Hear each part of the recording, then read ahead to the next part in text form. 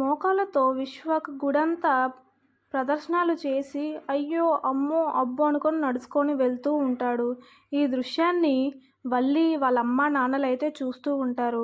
వల్లి చూడగానే ఈ బండ సచ్చినోడి వల్లే నాకు ఈ కష్టాలన్నీ వచ్చాయి. నేను గుడంతా ప్రదర్శనలు చేయవలసి వచ్చింది.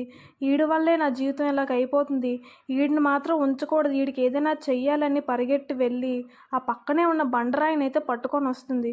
వచ్చి ఈడి నెత్తి పగలగొట్టేసి వీడిని చంపియాలి, అప్పుడే నేను ప్రశాంతంగా ఉంటాను. ఈడి వల్లే మొత్తం అయ్యింది అనుకొని అయితే బండరాయిని పట్టుకొని వాడి మీదకి వెళ్తూ ఉంటుంది. ఏ ఏ ఏం చేస్తున్నావు? బండరాయితో నన్ను చంపేస్తావా ఏంటి? అసలు ఏం చేస్తున్నావు? నీకేమైనా అర్థమవుతుందా అని విశ్వక్ అయితే వల్లిని అంటూ ఉంటాడు. నీ వల్లేరా నా జీవితం ఇలా అయిపోయింది. నిన్ను మాత్రం నేను చంపేస్తాను, నెత్తి పగలగొట్టేస్తాను అనుకొని వెళ్తూ ఉంటుంది. వల్లి అమ్మా నాన్నలు అయితే ఆపుతూ ఉంటారు. అసలు నువ్వేం చేస్తున్నావు? నీకు కొంచెమైనా బుర్ర పని చేస్తుందా? నేను నీకేం చేశాను? అయినా నువ్వు నన్ను చంపాల్సినంత అవసరం ఏముంది అని విశ్వక్ అయితే వల్లిని అడుగుతూ ఉంటాడు. ఏం చేసావా? అన్నీ చేసి ఏమి తెలియనట్టు ఏట్రా అడుగుతున్నావు? అసలు నా బాధ నేను ఎవరితో చెప్పుకోవాలరా?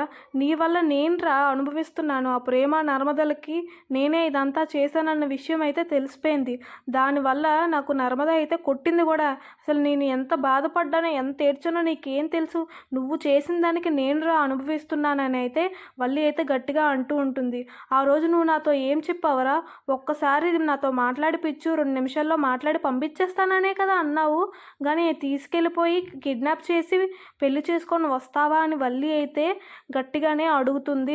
విశ్వక్ అయితే ఇలా అంటూ ఉంటాడు. ఎంతసేపు నీ సోదేనా? నేను చెప్పింది కూడా వినొచ్చు కదా, నా బుర్రే పని చేయట్లేదు అనుకొని అయితే అంటూ ఉంటాడు. నేను అసలు దాన్ని ఏమీ చేయలేదు. నేను కిడ్నాప్ చేశానన్న విషయం నిజమే, కానీ నేనైతే దాన్ని ముట్టుకోలేదు. అసలు దాని మట్టుకు అదే తాళి కట్టేసుకొని వచ్చింది. నాకే నేను చూసి చాలా షాక్ అయిపోయాను. అసలు ఏంటిది ఇలా చేసింది అని విశ్వక్ అయితే వల్లితో చెప్తూ ఉంటాడు. వల్లి అయితే ఆలోచనలో పడిపోతూ ఉంటుంది. అసలు అమూల్య ఎందుకు ఇలా చేసింది? అమూల్య మట్టుకు తాళి కట్టుకోవాల్సినంత అవసరం ఏముంది?